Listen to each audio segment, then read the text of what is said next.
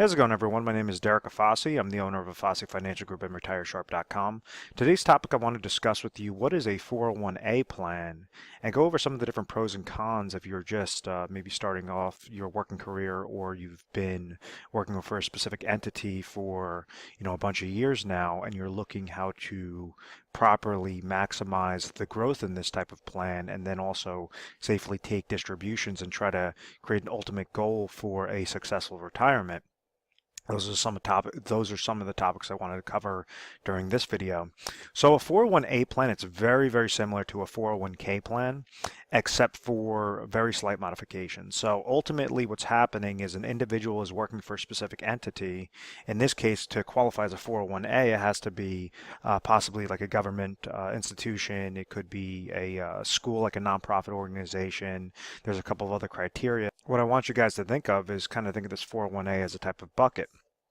So when an individual is working for that specific entity, they are getting paid some sort of salary or some sort of income each and every year. So as the company is paying them that income to the individual, this individual now has options that they could go and contribute into a type of retirement plan. So this is qualified through the IRS as a qualified employer-sponsored retirement plan, meaning that you have certain stipulations. You can't pull this money out before 59 and a half. If you're trying to do rollovers, you have to wait until either a new employer plan takes over or you sever employment, you're going to another entity, you hit your 59 and a half age to basically retire and do an in-service withdrawal and in-service rollover. So there's a couple of different things regarding this bucket, but the ultimate premise of this is this individual is getting paid a salary. They could take either a set portion of dollars each and every month into there, or they could go and take a percentage of that salary, place it into this type of bucket, and try to grow this bucket more and more. So one of the key facts about a 401a plan is the control that that employer has over those individual plans, meaning like if they really like a specific employee, rather than a 401k that is non-biased, meaning that essentially everybody has to have the same sort of match, everybody has to have the same sort of vesting schedule. They could actually cherry pick specific individuals with these types of plans. It doesn't really make that large of a difference, but they could essentially incentivize somebody from staying at this company larger if, let's say, they have one individual that is putting 10% of their salary and they're giving that person like a 5% match, as opposed to another individual that's putting 10% and they're only giving a 3% match. Well, obviously, the larger the match, the more beneficial that is for that individual situation that has that 401a plan. So some of the other components are like like with the 401k, they could give you options. They could give that that employee options to either contribute into it or not contribute. With a 401a, they might make it mandatory to contribute into those types of plans. So ultimately, what's happening is this individual is taking a portion of what they're getting paid, throwing into a type of retirement bucket, and trying to grow this bucket as much as possible so that you have more dollars by that time you're ready to retire, to therefore take distributions and utilize that a couple of different ways. So the first benefit is definitely the match. If you have a 401a plan and there's a specific match involved, well, it typically makes the most sense to place in whatever that match is. So if someone's getting paid $100,000 and they have a 3% match from their employer and they throw $3,000 into this plan, well, then the employer's throwing another $3,000. It's matching, so that means for that year, $6,000 went into that, was a contribution into that type of plan.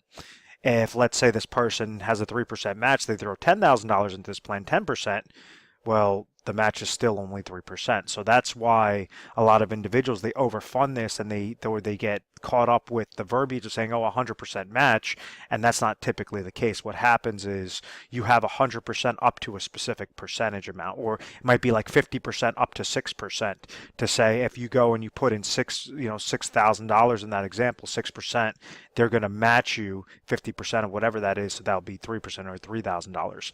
So there's a whole slew of different things, but understand that match is ultimately free monies that the employer is trying to incentivize the individual from jumping ship and going to a different company. They're saying, if you stay consistent with this plan, we're not only going to pay you your salary, but then on top of it, we're going to give you some free money towards your retirement and try to invest that based upon our platform of options.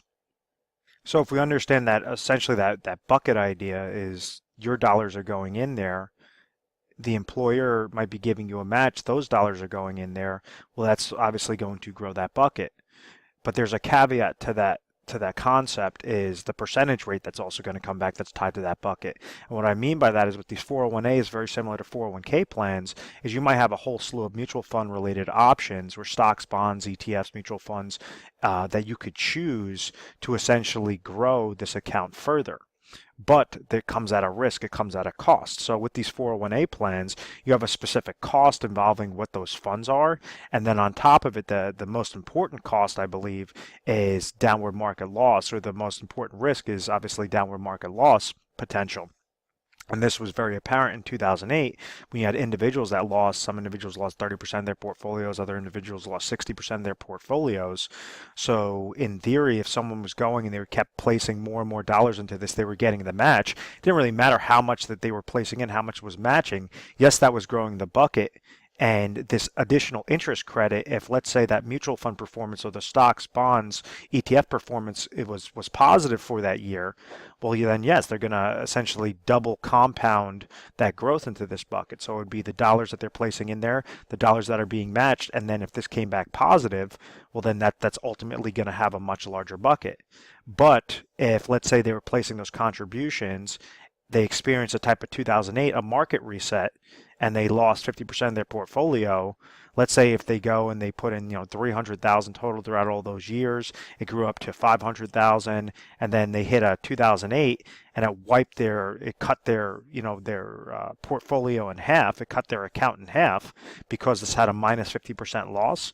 Well, now they'd be walking into that next year at $250,000. It did not matter how much they placed in there. Obviously, that's going to help because if you don't put anything into that plan, then obviously you're not going to have anything in that plan. But it's very crucial to really understand this component of that interest credit, and there's ways on how you could do that very effectively, very efficiently. And at the end of the day, what are we trying to accomplish? We're trying to make this bucket larger. We're trying to have a larger bucket so that by the time you want to retire, well, obviously it makes more sense. If you have $600,000 in this bucket, you could do more things with that money than as opposed to having $100,000 in that bucket. So you could splice that up a whole portion of different ways. So that's ultimately when individuals have this 401a account. It's very similar. They might have like a 401a, they might have a 401a and a 403b, a 401a and a 401k, depending upon their situation, depending upon their employer. I've seen it where an individual is like working for a hospital and one wing is a private sector and the other wing is a public sector. So they might be offered both a 401a and a 401k or 403b and a 401k.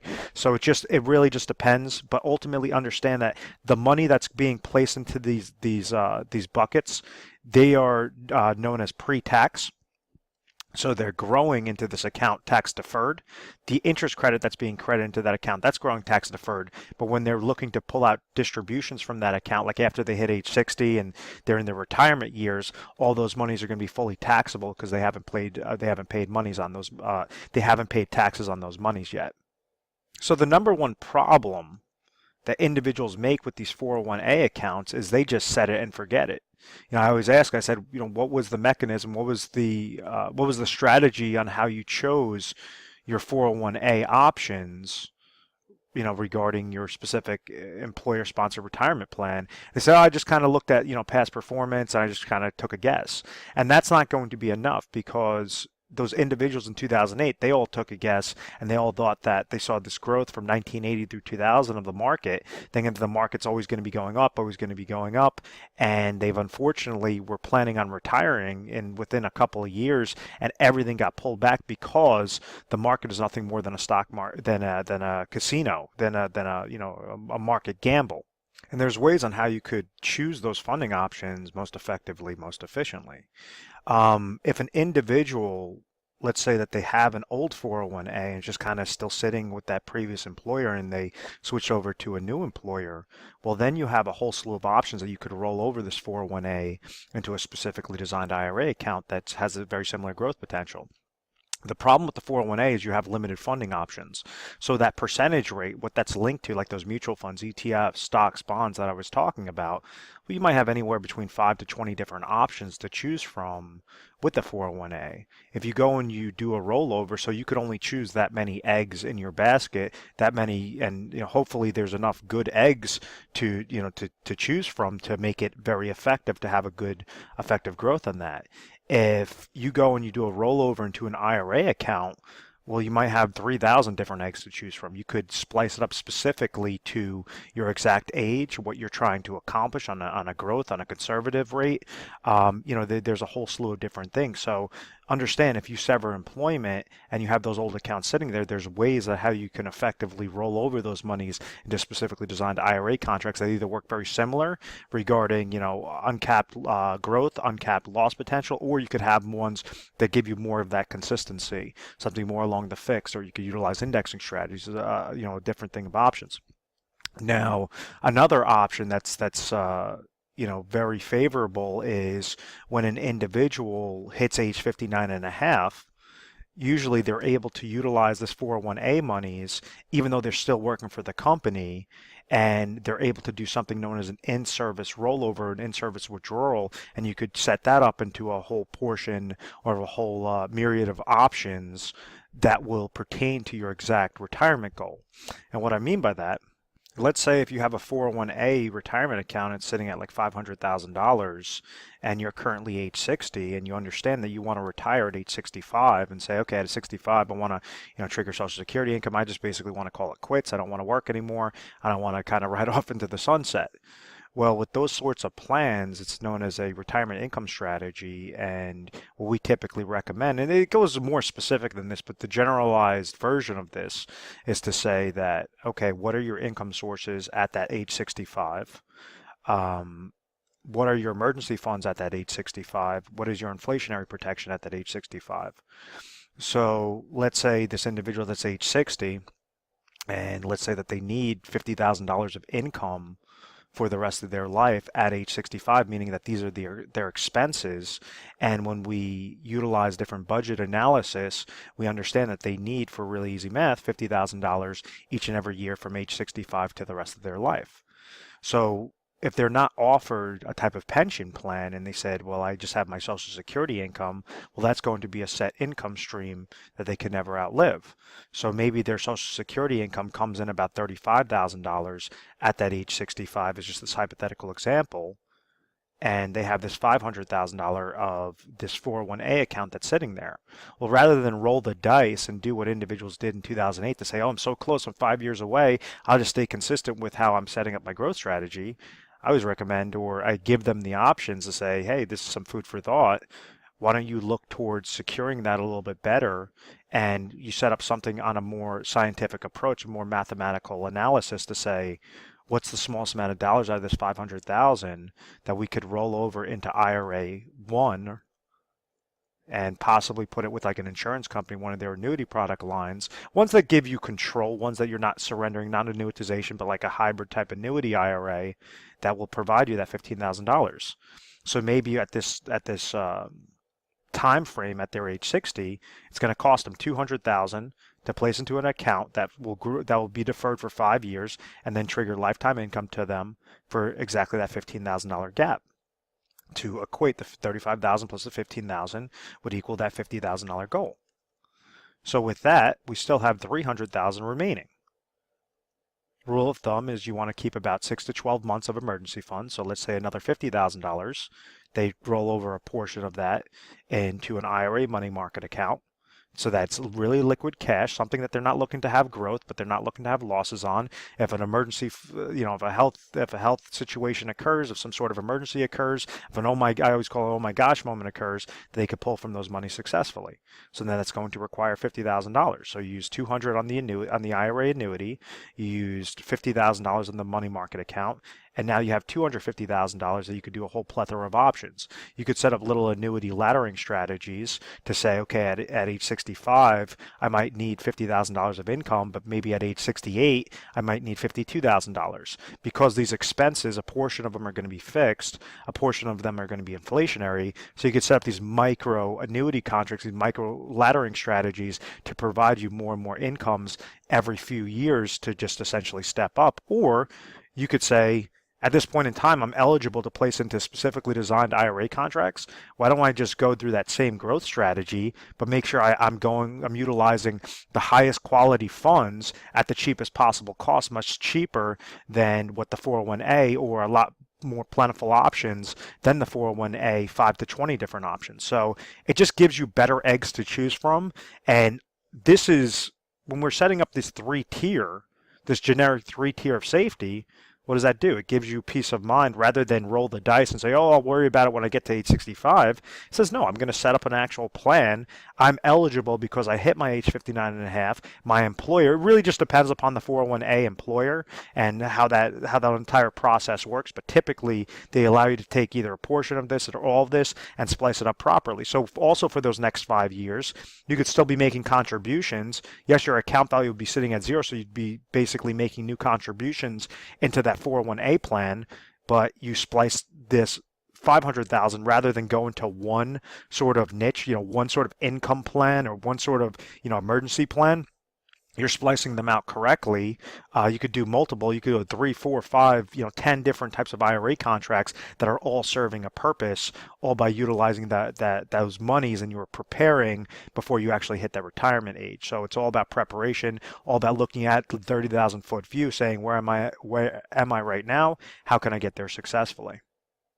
And this is where we come in, is we try to educate you guys the most effective way. There's sometimes that what the individual is doing, we don't make any recommendations. We say, it would be a disservice to change anything because you're essentially going to be shooting yourself in the foot if you do so. So it's all about, each individual is going to be different. It's different than sitting at a seminar and having 50 people in the same room and then having one advisor pitch one sort of plan. That's nonsense in my book. I just think that each individual is going to have an individual situation, and it has to be set up because there is no room for error in retirement. You make one large mistake and then you're going to be working well into your 70s. Your 80s sometimes in worst case scenarios of saying, oh my gosh, I had this money, I was right there. And we hear the stories all the time. So this is my passion, to always make these videos and do the radio and all that stuff to give you guys as much free education out there. So at any point in time you find value in this video, you want to give us a call. We're available 24 hours a day, 7 days a week, mornings, nights, weekends, holidays, whatever the case may be. We're rated A+ in the Better Business Bureau. We're accredited business with them. And I think it's because of the methodical process. We've always had very good reviews. We've never had any complaints.